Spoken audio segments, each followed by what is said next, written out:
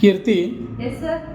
ಈಗ ಯಾವುದೇ ಒಂದು ನಾವು ಬಯೋಡೇಟಾವನ್ನು ರೆಡಿ ಮಾಡಬೇಕಾದ್ರೆ ಅತಿ ಕಡಿಮೆ ಸಮಯದಲ್ಲಿ ಮತ್ತು ಅತಿ ಸರಳ ವಿಧಾನದಲ್ಲಿ ಮಾಡಿ ತೋರಿಸ್ತೀರಾ? ತೋರಿಸ್ಬೋದು ಸರ್. ಓಕೆ, ಅದು ಯಾವ ರೀತಿ ಅಂತ ಹೇಳ್ತೀರಾ? ಹೇಳ್ತೀನಿ ರೀ ಸರ್. ಓಕೆ. ಮೊದಲಿಗೆ ಗೂಗಲ್ ಕ್ರೋಮಲ್ಲಿ ಹೋಗ್ಬೇಕ್ರಿ. ಓಕೆ.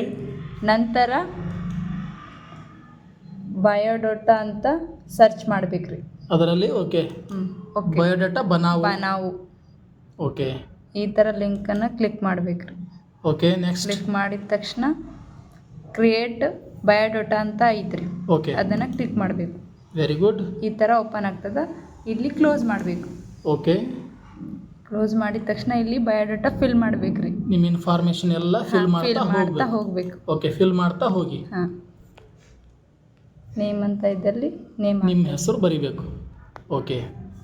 ನೆಕ್ಸ್ಟ್ ಜೆಂಡರ್ ಇದ್ದಲ್ಲಿ ಫೀಮೇಲ್. Okay, female.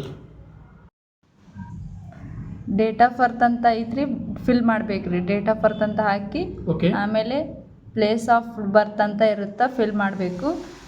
ನಂತರ ಎಲ್ಲ ಇನ್ಫಾರ್ಮೇಷನ್ ಫಿಲ್ ಮಾಡಿ ಓಕೆ, ನಂತರ ಫೋಟೋ ಅಪ್ಲೋಡ್ ಮಾಡ್ಬೇಕ್ರಿ. ಇದ್ರ ಮೇಲೆ ಕ್ಲಿಕ್ ಮಾಡಿ.